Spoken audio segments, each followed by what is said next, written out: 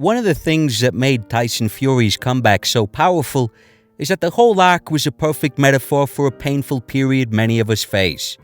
Climbing into that ring, he represented a man coming back from the brink of destruction, having destroyed all the important things in his life. The decision aside, for me this was the final act in the story of him regaining those things. What made it so resonant is that even though this was an arc many people can relate to, it was an extreme example of that arc. If your life is ups and downs, then it was hard not to be moved by Tyson's comeback. It was a story of many people's lives, and so his return represented hope. If he can turn his big fat gypsy ship around, then so can you. Nobody wants to see a guy go through hell, but the fact that he did made his comeback simply inspirational. In a similar way, Francis Ngannou's story exemplifies another universal, another difficult period many people have to endure.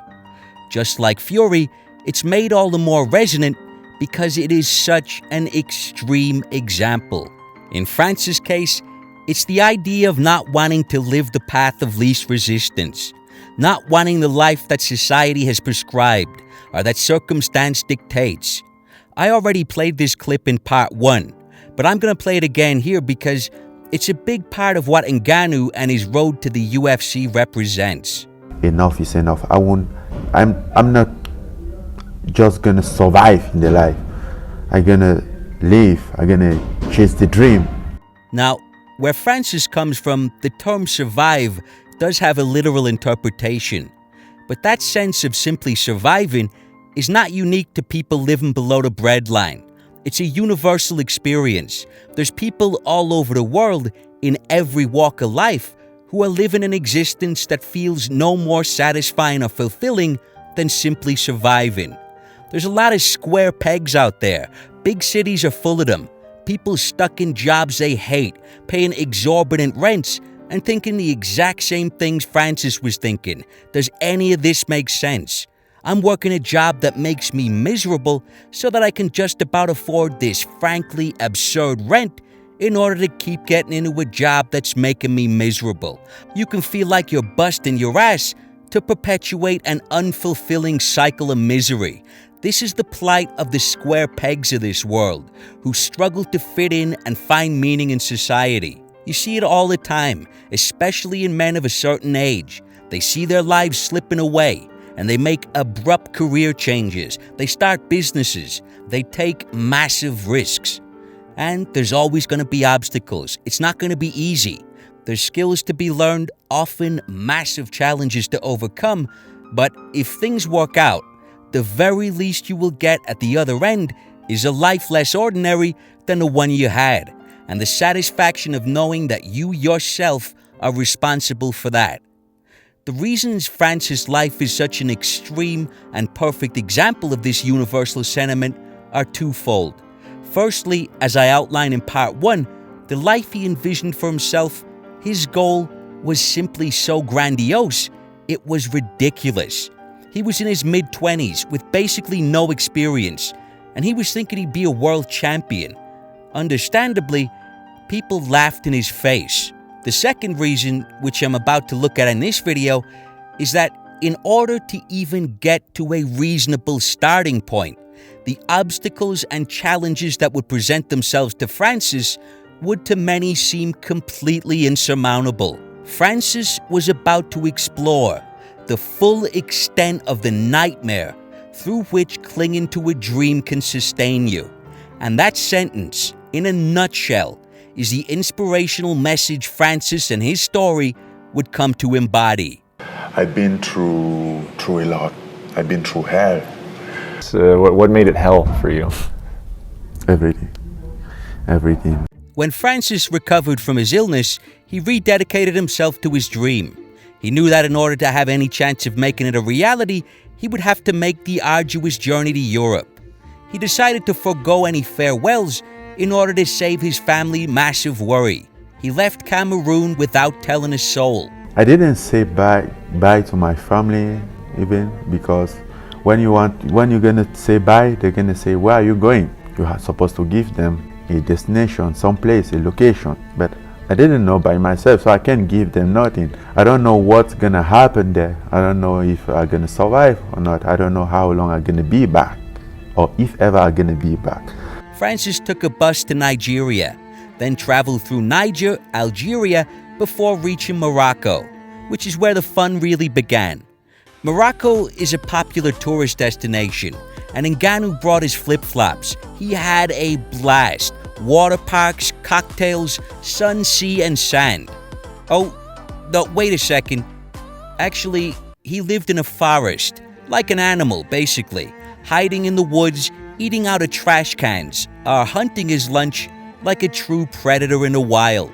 6 years ago, I was in Morocco. Sometimes we live in the forest. Did you have food? No, sometimes How did you eat? Sometimes we have to go hunt. Sometimes we have to go trash truck. In Morocco, immigration, you don't have right. You don't have no right. First of all, right for nothing. You can work, you can live in the house, nothing, and then they are no respect you. His main priority was avoiding the police.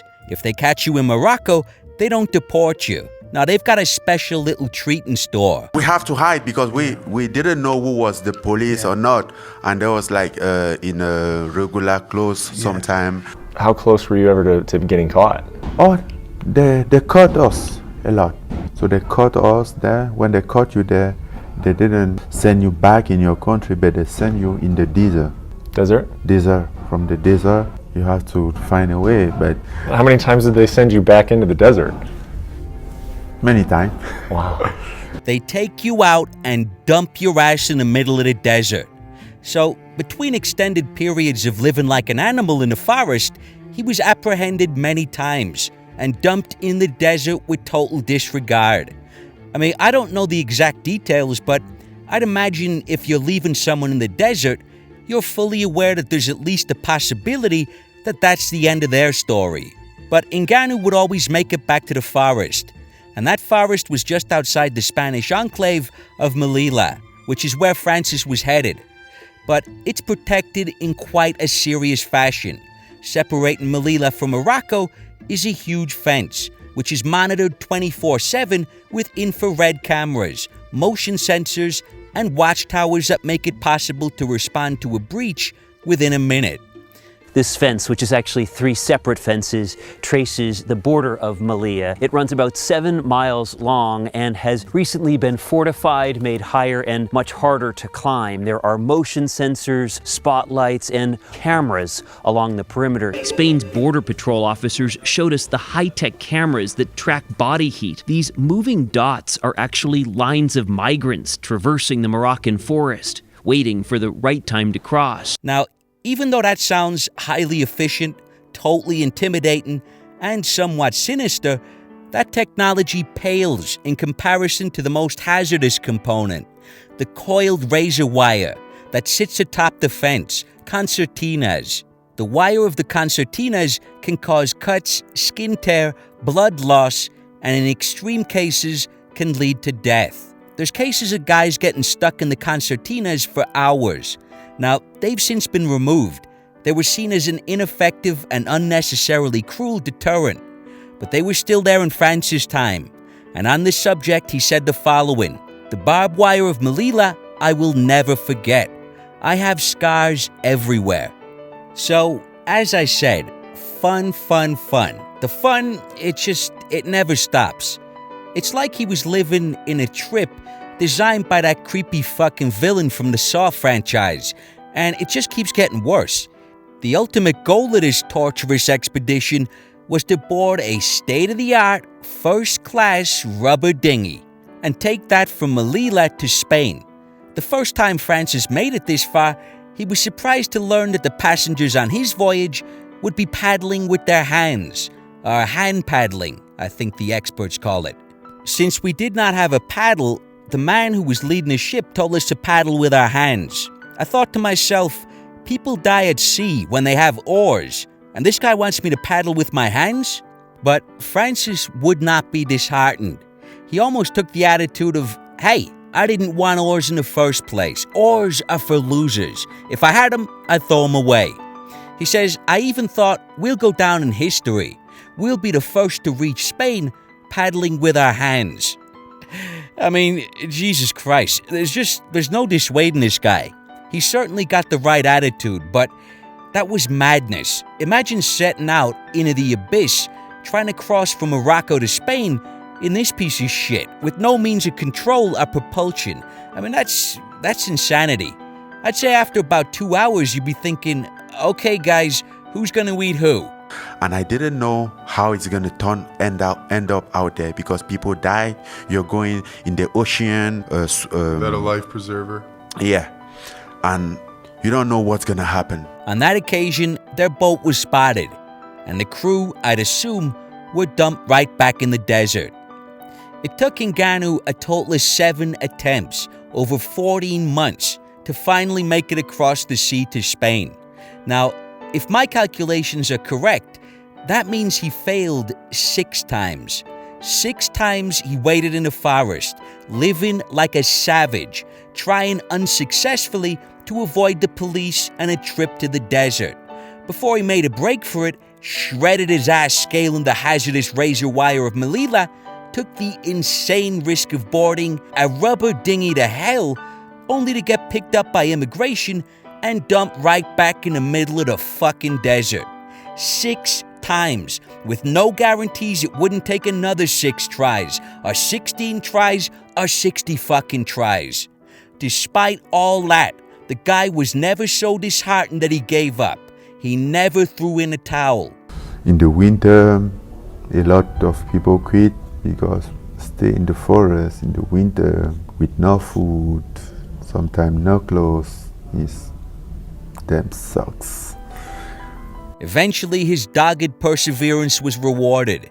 On his 7th attempt, his dinghy was picked up by the Red Cross and brought to Tarifa, Spain. As soon as he made it to Europe, things immediately began to improve. Oh, no, wait a second. He was actually sent straight to jail for illegal immigration. Come on now, you didn't think it'd be that easy. Although, considering where he was coming from, Francis probably thought he was in a 5-star hotel. But as there's no repatriation agreement between Spain and Cameroon, after 2 months he was released. And with his release, at least one part of his journey was finally over. At the end of that harrowing ordeal, he had nothing. He knew nobody. He had nowhere to live. But he had reached Europe and was finally free to chase his dream. Roule un gros pilon, rouge au fond des yeux en dilon. La chambre et j'écharpe, je pars en guerre des terres comme César. Je reconnais que le ventre que j'ai quitté, ma vélocité vient de Kunta Kinte. Reconnais qu'une arme peut nous acquitter, et l'animal grâce à sa pilote. His next stop was Paris. Francis does France. But when he got there, he was a little surprised. It's not the land of milk and honey he expected. The conditions in the homeless shelter were a little dirty. Now, Francis didn't care about the conditions, but what did bother him was the attitudes of the other migrants. As we know, Francis was sustained by a dream. It seems some of these guys endured their journey through hell because they thought when they got to France, they'd move right into the Palace of Versailles. Powdered wigs, Fabergé eggs, pantaloons. You know, let him eat cake, the whole 9 yards. Do you know what she said? Let them eat cake. Such nonsense. I would never say that. There's a funny disorder experienced by Asian tourists visiting Paris. Because there's such a discrepancy between the reality of Paris and the romantic ideal of Paris presented in media and films, they can have a full psychiatric meltdown. I mean, that's a real thing. It seems like there's a similar thing going on with these guys. They get off the bus and they're like, OMG, this is not what I was expecting. Excuse me? I'm lactose intolerant. I said no cream in my mochaccino. Jesus Christ. You know what? Take me back to my rubber dinghy. I'm gonna go ahead and hand paddle straight to Scandinavia or something. They were bitching and moaning, and Francis didn't like it. So again, he felt like a bit of an outsider, and he left the shelter to sleep in a parking lot. You know, one of the major headlines that was later put out by multiple outlets was the idea that Francis went from homeless to the UFC. And that's quite the contrast. It's a great headline. But I think the bizarre fact that sleeping on the street was voluntary and the rationale behind that decision is even more interesting than the state of homelessness itself. Francis is a surprising source of quotes and sound bites. He's an insightful guy. But this, at least for me, this is just sensational. So when I went in Paris, I saw some parking garage. I went there, just sleep in the floor in the parking garage. It was in the springtime. So it was cold, but so just the idea to feel the freedom. I don't have to scare when I sleep in tonight to say, hey, military might surprise us and catch us to throw us in the desert. I feel really free when you walk at the street and didn't think you have to check about everybody, like this might be the military, that might be one of them, that might be, just walk free. That feeling is greater than everything, the feeling of freedom. I saw people that was like showing mercy, like it might be hard to be homeless.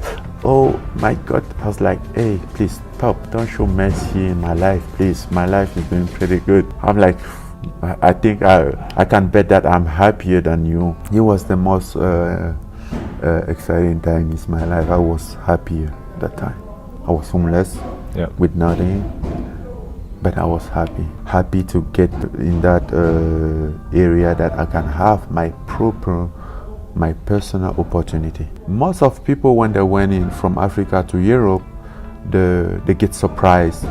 They have the star in their eyes, like, oh, wow. But I didn't expect like that. My only concern was about to have my opportunity. Then I'm gonna prove myself. People was like, okay, hold on, instead, Paris might not be the heaven that you thought when you was in Africa or something like that. Then I was like, don't care. I'm not expecting meet a heaven somewhere. I'm not expecting that there are a heaven land in this world, but I just think you can build your own, and I'm gonna build my own. It seems for a lot of those migrants, Europe was the final destination, and so they were underwhelmed. For Francis, this wasn't the final destination. In fact, he was only at the start of his journey, and he was ecstatic for the opportunity to finally begin. It really is a difference between having a goal or feeling like you have a purpose in life and being hopeless. So, not wanting to succumb to the negativity of the shelter, he elected to live alone on the streets. I went there once, but I felt too much negativity, and I didn't want to be discouraged. I knew it wouldn't help me move forward and would slow down my momentum. I wasn't here to live a life of misery, but to conquer. If I was discussing any other fighter or almost any individual, and I reached a part of their story where they were homeless, it would almost certainly represent catastrophe, rock bottom, possibly mental illness, some issues with addiction. But for Francis, this was the happiest time of his life. And I love this idea because I totally agree with the sentiment. You just cannot overstate the value of having a deep-rooted goal and feeling like you're taking positive strides towards it. When you have that in life, as Francis has shown, you can be completely happy living in a parking lot. It can sustain you through some tough fucking times. Those paths make the man I am today, and then it make me stronger. Another point that's worth making here is a theme that's run through this guy's entire life, and that's solitude. I don't want to make assumptions about his personal experience, but it appears to me he has walked an extremely lonely path. As a total outsider, he's almost the platonic ideal of a square peg in society. In part 1, I described how, as a child, he moved around a lot, which meant he got bullied or ostracized, and never really formed close bonds. As he grew up and began to discuss his goals in life, he was laughed at. People thought he was crazy, to the point that when he finally decided to leave for Europe, he did so without telling anyone. He was alone both in a physical sense and in terms of, solidarity. Just imagine him leaving on a bus. thinking that he might never see his family, might never again see his mother. And they don't even know that. He didn't even get to say goodbye because he wanted to carry that burden by himself. In the forest of Morocco, there were others, but Francis described it as there were others, but it was every man for himself. It's not like being with a group of people. You guys met there, and then everyone goes his way, you know. In other words, you were on your own. Then he gets to Paris, has accommodation, but because he feels like an outsider, because he wants to avoid the negativity of hopeless men, he elects to forgo a roof over his head in order to be alone with his own ambition. This is the loneliest path I've ever looked at on this channel. You know, very often, fighters' stories are impossible to untangle from their mentors. Their careers were fostered and encouraged by others. Francis was not only alone, but it appears to me he had never had a reliable source of encouragement, which, when you consider what he's going through here, is insane. You know, people talk about Francis' physicality. Oh, he relies on his power. He's a gifted athlete. But I think when you take a good long look at this guy, he has psychological attributes that far outshine any physical gifts he may have been given. This is not just a remarkable athlete. This is a very unique and remarkable individual. I mean, there's just no two ways about it.